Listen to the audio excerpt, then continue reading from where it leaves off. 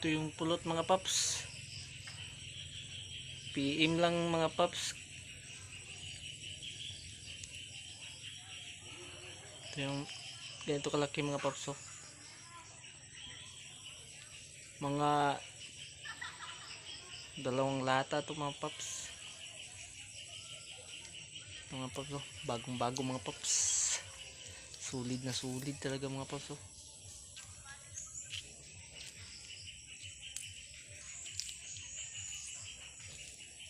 Ito mga paps.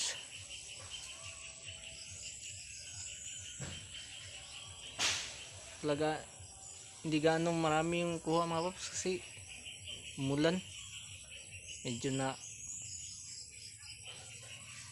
sumama yung ibang dagta sa tubig ulan.